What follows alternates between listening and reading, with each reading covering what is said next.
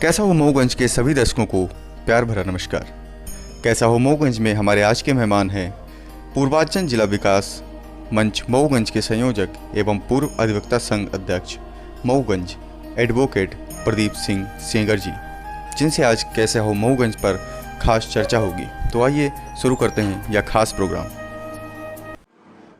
नमस्कार साथियों, कैसा हो मऊगंज में इस बार हमारे खास मेहमान हैं मऊगंज अधिवक्ता संघ के पूर्व अध्यक्ष एवं पूर्वांचल जिला विकास मंच मऊगंज के संयोजक प्रदीप सिंह जी। सबसे पहले मैं आपका चैनल में स्वागत करूंगा। बहुत बहुत धन्यवाद इंडिया रिपब्लिक न्यूज़ के मिस्टर त्रिपाठी जी। सबसे पहले तो हम आपको बहुत बहुत धन्यवाद देना चाहेंगे कि आपने हमको इस संबंध में मऊगंज के संबंध में जानकारी के लिए हमें आपने आमंत्रित किया है, जिसके लिए मैं आपको बहुत बहुत धन्यवाद देता हूं तथा मैं ये आशा करता हूं कि आपका यह चैनल सदैव मऊगंज के विकास में अपनी भागीदारी निभाएगा। अब मैं सीधे सवालों पे आता हूँ। मऊगंज की वर्तमान स्थिति आप देख रहे हैं, कैसा है मऊगंज, और आपके सपनों में कैसा होना चाहिए मऊगंज? आप मऊगंज को कैसा देखना चाहते हैं? वर्तमान स्थिति से जो है तो आप संतुष्ट हैं, किससे बेहतर कुछ मऊगंज में होना चाहिए?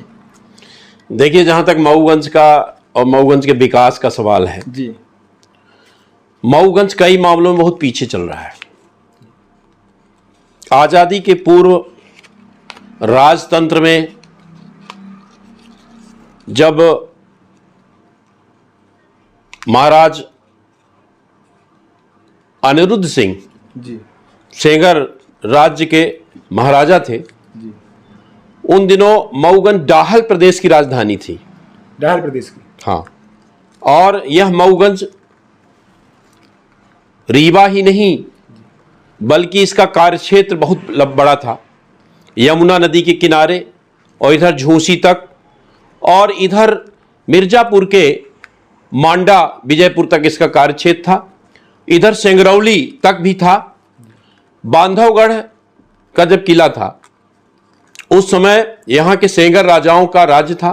प्रताप बर्मन 7वीं शताब्दी में बांधवगढ़ में महाराजा थे और बांधवगढ़ का पतन होने के बाद महाराजा रीवा व्याघ्रदेव वहाँ उन्होंने अपनी राज्य कायम की और सेंगर स्टेट का पतन हुआ। तब मऊगंज के जो पुरानी मऊ वर्तमान समय में वहाँ खंडहर किला है, वह किला उस दौरान था और मऊगंज एक बाजार थी। और पुराने जमाने में राजा के समय में जब राज्य संचालित करता था राजा, तो उसका मुख्यालय कहा जाता था। तब रीवा का अस्तित्व नहीं था, रीवा छोटा सा था, रीवा कोई डिस्ट्रिक्ट प्लेस नहीं था जी, लेकिन मऊगंज राजधानी थी। रीवा की भी राजधानी मऊगंज थी। तो समय परिवर्तित हुआ। 1835 में महाराजा रीवा का आधिपत्य हुआ और मऊ स्टेट महाराजा रीवा के अधीन हुई और तब से हमारा मऊगंज पूरी तरह से पिछड़ गया, हर मामले में पिछड़ गया। हम रेल से वंचित हैं। छोटे छोटे मध्य प्रदेश में जिले बन गए, उमरिया बन गया, हरदा बन गया और तमाम ऐसे जिले जिनको आप जानते हैं, जनता भी जानती है। लेकिन मऊगंज की मांग 30-35 वर्ष से जिले की चल रही है लगातार, लेकिन मऊगंज सदैव उपेक्षित रहा है। और माननीय मुख्यमंत्री महोदय भी कई बार वादा कर चुके हैं कि मऊगंज को जिला बनाएंगे। लेकिन यदि देखा जाए तो मऊगंज, क्योंकि अभी काम चल रहा है घाट का, चौरा घाट का, तो अभी हम देख रहे थे कि विधायक जी गए थे वहां पर और उन्होंने विजिट किया था उसका। तो सोनौरी को हम इसमें मऊगंज में मिला लें, त्योंथर का आधा हिस्सा, तो वहां से लेकर के और जड़कुट पिपराही तक जब मऊगंज अस्तित्व में आएगा तो रीवा जिले से बड़ा मऊगंज जिला होगा और 8 तहसील हैं। ये तो गाइडलाइन मतलब यदि बनता है तो ऐसा बनाया जाता है आपने समझ। हाँ। मऊगंज अभी देखा जाए तो मऊगंज से लेकर और केंद्र स्तर तक भारतीय जनता पार्टी की सरकार है। क्या अब इसमें मऊगंज को लग रहा है इस समय मऊगंज जिला बन जाना चाहिए और बनेगा मऊगंज? अब नहीं बनेगा तो कब बनेगा? क्या विचार? देखिए हमारा विचार ये है कि अभी जब ये विधानसभा चुनाव हुआ था उस समय कांग्रेस की सरकार आई थी, तो ऐसा लगा कि अब हमारे जो विधायक जी हैं, जो जनता ने मत दिया, और शिवराज सिंह जी आकर के कहे थे खटखरी में कि अब हम मऊगंज को आप विधायक दीजिए, हम आपको जिला देंगे। तो मऊगंज के लोगों ने जिला दे दिया। दुर्भाग्य से सरकार नहीं बनी उसकी, भाजपा की। जब नहीं बनी, एक साल बाद परिवर्तन हुआ और भाजपा की सत्ता फिर से आ गई।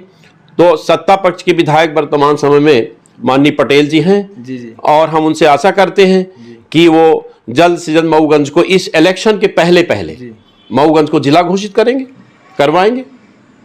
बनना चाहिए, जरूर बिल्कुल बनना चाहिए।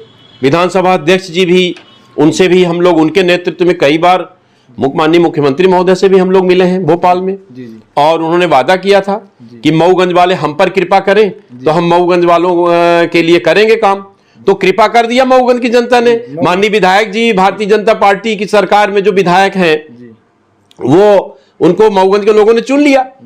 तो मैं उम्मीद करता हूं कि माननीय मुख्यमंत्री महोदय जी अब चूकेंगे नहीं मऊगंज को जिला बनाने में। चलिए, आपका विश्वास है ऐसा। अब देखिए आने वाले समय में क्या होता है। निश्चित रूप से भरोसा है मऊगंज की जनता को, और निश्चित रूप से मऊगंज जिला बनेगा, और सरकार की नैतिक जिम्मेदारी भी है, क्योंकि एक बार नहीं अनेक बार वो भोपाल में हम लोगों से वादा किए, मऊगंज आकर के वादा किए, कहे, घोषणा किए कि मऊगंज जिला बनाएंगे। तो निश्चित रूप से मऊगंज को जिला बनाएंगे, ऐसी उम्मीद करते हैं। अभी मऊगंज में शिक्षा और स्वास्थ्य, ये इन दोनों में मऊगंज कहाँ खड़ा है? कैसी है दोनों की व्यवस्थाओं पर? आप क्या संतुष्ट हैं इन दोनों की शिक्षा? देखिए, स्वास्थ्य का जहां तक सवाल है तो स्वास्थ्य को लेकर के हम बहुत पीछे चल रहे हैं। क्या कुछ होना चाहिए उसके लिए? इसके लिए सिविल अस्पताल जो है इसका और ज्यादा विकास होना चाहिए, क्योंकि जड़कुट से लेकर के यहां से करीब 150 किलोमीटर दूर जड़कुट है, और वहां से लेकर के मऊगंज तक की जनता यहां आती है इलाज कराने के लिए। मऊगंज पूरा क्षेत्र, हनुमना, मऊगंज, नई गढ़ी, देवतालाब, सीतापुर, खैरा, पाड़र, मनपाड़र, और कई तहसीलों से लोग यहाँ इलाज कराने के लिए आते हैं। और सुविधा के दृष्टि से देखा जाए तो मऊगंज में बहुत कुछ अभी होना बाकी है। और यहाँ तो एक एम्बुलेंस भी नहीं है कि अपन चाहें कि चलो मरीज। देखिए, भारत के प्रत्येक नागरिक का ये अधिकार है कि अपने इच्छा के अनुसार किसी भी बड़े से बड़े अस्पताल में जाकर के वो इलाज कराए इमरजेंसी में। लेकिन एक मऊगंज में एक एम्बुलेंस भी नहीं है कि हम नागपुर ले जा सकें, बनारस ले जा सकें, इलाहाबाद ले जा सकें। जिम्मेदारी तय करेंगे आप, क्यों नहीं है? अब इसमें जिम्मेदारी तो शासन की है और जनप्रतिनिधियों की है। तो हम उनसे आशा करेंगे, यदि हमारी बात वो सुनेंगे तो निश्चित रूप से हम चाहेंगे कि वो एक एम्बुलेंस दें। वैसे कुछ 5-6 महीने, साल भर पहले माननीय विधानसभा अध्यक्ष जी ने कहा था कि हम रेड क्रॉस सोसाइटी मऊगंज को एक एम्बुलेंस देंगे, और सुविधा युक्त एम्बुलेंस, जिसकी कीमत करीब 25 से लाख से कम ही है, बस सर्व सुविधा युक्त एम्बुलेंस भी मिल सकता है मऊगंज को। उन्होंने देने का वादा किया था। अब यह है कि उनको प्रस्ताव यहाँ की जनता दे, और हम उम्मीद करते हैं कि निश्चित रूप से वो अमल करेंगे और मऊगंज को एक अच्छा एम्बुलेंस मिल जाएगा। शिक्षा पे अभी मऊगंज में, शिक्षा का जहां तक सवाल है तो देखिए, शासकीय संस्थाओं का तो हाल बहुत बेहाल है। आज से करीब 25 साल पहले जो शिक्षा की व्यवस्था मऊगंज की थी, उससे कहीं हम पीछे चल रहे हैं। बहुत सारे कोर्स नहीं है मऊगंज के महाविद्यालय नहीं है। महाविद्यालय में साइंस साइड के बहुत से ऐसे पीजी के कोर्स नहीं है।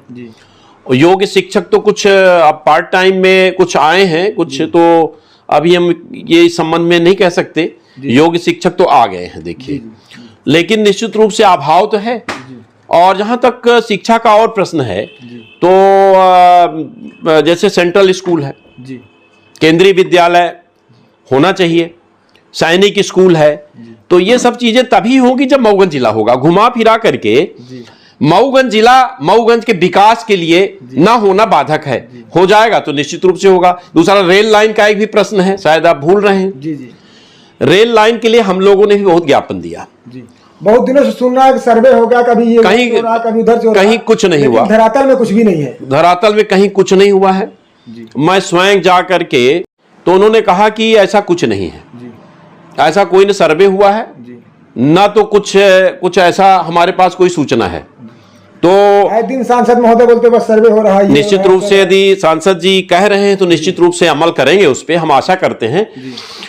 लेकिन जब तक मिर्जापुर के सांसद और रीवा के सांसद, ये दोनों सांसद मिल करके रेल मंत्री से नहीं मिलेंगे, सर्वे हो रहा है, काम हो रहा है, ये एक अलग बात हो गई। काम होना धरातल पर एक अलग बात है। तो हम उम्मीद करते हैं कि हमारे केंद्र में भारतीय जनता पार्टी की सरकार है और सांसद जो मिर्जापुर की हैं वो भी भाजपा समर्थित हैं, वो मंत्री भी हैं, अनुप्रिया पटेल जी हैं।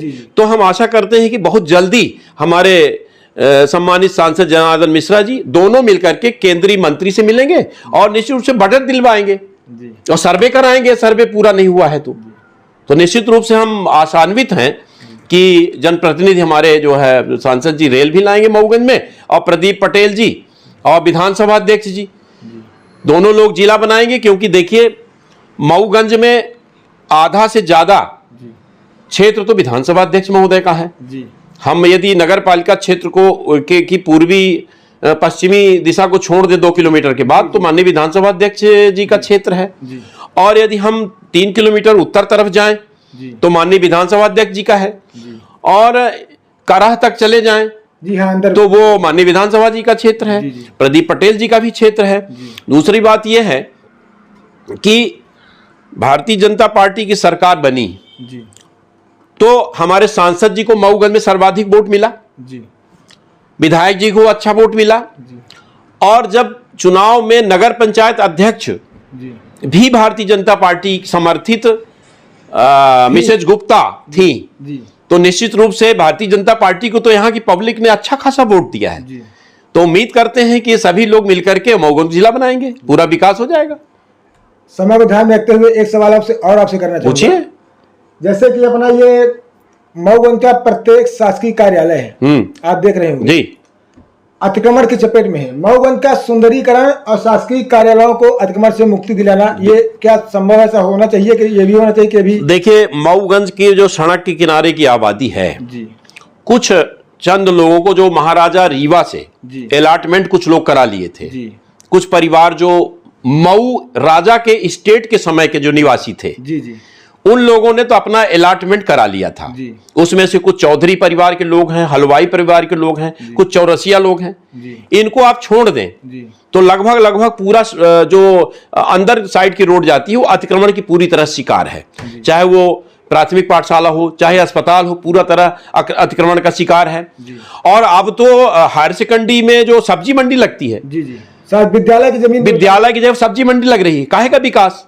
किस बात का विकास? सबसे पहले तो स्कूल को मुक्त कराना चाहिए, और सब्जी मंडी शिक्षा का मंदिर है, उसका तो हम लोग काफी ज्ञापन भी दे चुके हैं, विरोध भी कर चुके हैं। 13 लाख की सब्जी, 26 लाख कुछ असर से बोर्ड में लिखा जो सब्जी मंडी का निर्माण कार्य हुआ है, 26 लाख की लागत से बना है, वो बिल्कुल वीरान पड़ी है। निश्चित रूप से उस पर अमल करते हुए यहाँ के स्थानीय प्रशासक को, माननीय एसडीएम साहब स्थानीय प्रशासक है, वर्तमान समय में वो शासन के एक प्रतिनिधि हैं, प्रशासनिक अधिकारी हैं। मैं अपेक्षा करूंगा कि जल्द से जल्द उस सब्जी मंडी को स्कूल अतिक्रमण से मुक्त कराना चाहिए उनको, और मुक्त करा करके सब्जी मंडी में विधिवत जो है संचालित करें। हाथ ठेला वालों को भी अलग हाकर्स जोन बना करके उनको व्यवस्थित करें, और अतिक्रमण के जितने भी लोग व्यापारी अतिक्रमण किए हुए हैं उनकी भी नैतिक जिम्मेदारी है कि सरकार का सहयोग करें, विकास में सहयोग करें, क्योंकि अस्पताल पूरी तरह से चपेट में है अतिक्रमण के। अब ये भी हमने सुना है कि केंद्रीय मंत्री महोदय ने भी गिरीश गौतम जी, माननीय गिरीश गौतम जी का स्टेटमेंट आया था कि यहाँ रोड के लिए पैसा सैंक्शन हुआ है, अंदर की रोडों का चौड़ीकरण का। 3 साल से सुन रहे हैं कि मतलब हाँ, ये भी तो स्वीकार करें 3 साल से सुन रहे हैं कि निश्चित रूप से हम आशा तो करते हैं जी। अब यदि नहीं है तो निश्चित रूप से वो प्रयास करके और चंद महीने में करवाएंगे, तभी तो लोगों का भला होगा। मऊगंज से छोटी तहसील सिमरिया है, सिरमौर है, गुड़ है, यहाँ अतिक्रमण के खिलाफ कार्रवाई हुई है। मऊगंज में एक भी ऐसी कार्रवाई नहीं हुई जिससे लगे कोई भी शासकीय कार्यालय अतिक्रमण से मुक्त हुआ हो। इसमें किसकी जिम्मेदारी तय करें, दोषी किसे समझते हैं? देखिए, इसमें दोषी जो है 2 तरह के लोग हैं जी। एक तो अतिक्रमण करने वाले भी दोषी हैं जी, सबसे पहले तो वो दोषी हैं, सबसे पहले वो दोषी, क्योंकि नैतिक जिम्मेदारी तो हम जनता की है कि हम व्यवस्था को सुचारू रूप से चलाएं।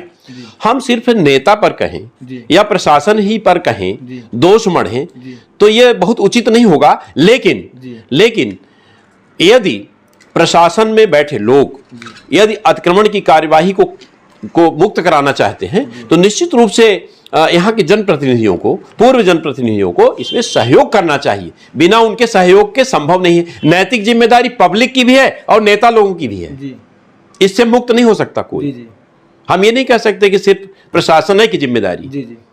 हमें सड़क पे चलना है तो कैसे चलना है, हमें सड़क पे व्यापार करना है उसके किनारे तो कैसे करना है, ये भी तो हमको समझना चाहिए। हम विचारशील प्राणी है ना, मनुष्य एक विचारशील प्राणी, उसको समझना चाहिए कि हमें क्या कर रहे हैं, इसका क्या दुष्परिणाम होगा। निश्चित रूप से इसमें सबको सहयोग की जरूरत है और आप लोगों की भी सहयोग की जरूरत है, मीडिया की भी। जी बिल्कुल, लगे हैं, अपनी कोशिश दे रहे हैं। आखिरी सवाल, आप मऊगंज में और क्या क्या कुछ चाहिए? मऊगंज को बढ़िया सुंदर देखना चाहते हैं जी। यहाँ दुर्गा शाह करके सेंगर राजा हुआ करते थे जी। उनकी धर्म पत्नी ने रानी तालाब का खनन कराया था। अस्तित्व को अपने खो रहा है वर्तमान, अपने अस्तित्व को खो रहा है। जितने तालाब हैं सब अपने अस्तित्व को खो रहे हैं। तो मेरा प्रशासन से आग्रह है कि इस तालाब को बढ़िया सफाई करा करके उसको सुंदर पर्यटक स्थल बनाया जा सकता है। और 3 तालाब मतलब दो हाँ, भुअरा है, रानी है और ये गुजर तालाब है, एक इधर भी तालाब है भाटी के पास। जी। तो ये नगर पालिका क्षेत्र के अंतर्गत हैं। इनका सुंदरीकरण बहुत जरूरी है और सड़क का चौड़ीकरण और सड़क में डिवाइडर और चौराहे भी बनना जरूरी है और उसमें स्टेचू वगैरह भी बनाए जाएं। जैसे पुराने महाराजा सेंगर राजा थे अनिरुद्ध सिंह, और वो जब कबीर के समय, कबीर पंथी भी हो गए थे वो। अच्छा। कबीर के समय वो राज्य करते थे और ये शहीदों की धरती भी है। तो निश्चित रूप से चौराहे बनाए जाएं और जो यहाँ के निधि हैं जी, तो उनके स्टेचू भी लगाए जाएं। ये मेरा तो आखिरी सवाल था, लेकिन एक सवाल आपके विभाग से जुड़ा हुआ। मऊगंज की जनता ऐसा मानती है कि क्रिमिनल का केस आपके पास ज्यादा आते हैं और यहाँ से लेकर हाई कोर्ट तक आप केस लेते हैं। मऊगंज क्रिमिनल में अभी कहाँ खड़ा है? इन केसेस में बढ़ोतरी है आए दिन, तो इसमें किसकी जिम्मेदारी तय करेगा, है कहाँ पे खड़ा? अब क्या सुधार की आवश्यकता है इसमें?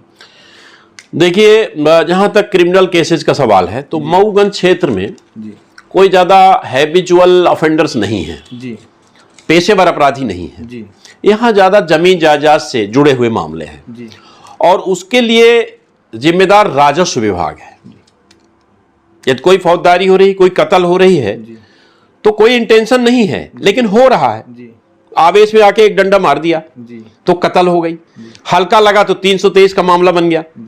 तो इसके लिए राजस्व विभाग की बहुत बड़ी जिम्मेदारी है। राजस्व विभाग में मऊगंज में कई लोगों ने बताया कि मऊगंज में जब जाए पहले और पहले पाव वाली व्यवस्था चालू है मऊगंज में वर्तमान है। ये क्या इसमें सत्यता है? अब इसमें कुछ न कुछ तो सत्यता है। यद्यपि हम तो कभी क्रिमिनल प्रैक्टिस के अलावा हम वहाँ राजस्व विभाग में जीवन में हम तो कभी गए नहीं, लेकिन सुनते हैं, लोग बताते हैं, पीड़ित बताते हैं कि हम लोगों को परेशानी है और राजस्व का जो रिकॉर्ड है मऊगंज का बहुत खराब है और इसी गड़बड़ी की वजह से यहाँ क्राइम ज्यादा हो रहा है। और यदि रिकॉर्ड सुधार हो जाए और वहाँ राजस्व विभाग में भी समझौतावादी दृष्टिकोण अपनाया जाए, मौके पे जाके विजिट करें, पुलिस भी जाए। अक्सर होता क्या है कि देखिए, पुलिस भी अपनी जिम्मेदारी से बच नहीं सकती है। उसका कारण ये है, जैसे मान लीजिए साधारण बातचीत हुई किसी से आवेश में आकर के किसी ने हल्का फुल्का मार दिया, जी अब वो रिपोर्ट होती है। धारा 155 सीआरपीसी में पुलिस ने हिदायत नालिश कर दिया कि जाओ तुम इस्तेगासा पेश करो कोर्ट में। जी कुछ देर बाद वो फिर घर गया, बातचीत हुई और फिर झगड़ा हुआ, और इसलिए हुआ कि यदि पुलिस पहुंच जाती, दोनों पक्ष को समझा देती, तो शायद वह व्यक्ति बच जाता, झगड़ा बच जाता। होता क्या है कि आवेश में दोबारा घटना हो जाती है और बीभत्स रूप धारण कर लेती है। तो पुलिस का, प्रशासन दोनों जो है जिम्मेदार है जी क्राइम के लिए, मऊगंज के लिए। जी बहुत बहुत धन्यवाद, आपने टाइम दिया। धन्यवाद आपको कि कम से कम आपने जो है हमको सुना और हमसे जानकारी लिया। बहुत बहुत धन्यवाद आपको। जय हिंद, जय भारत।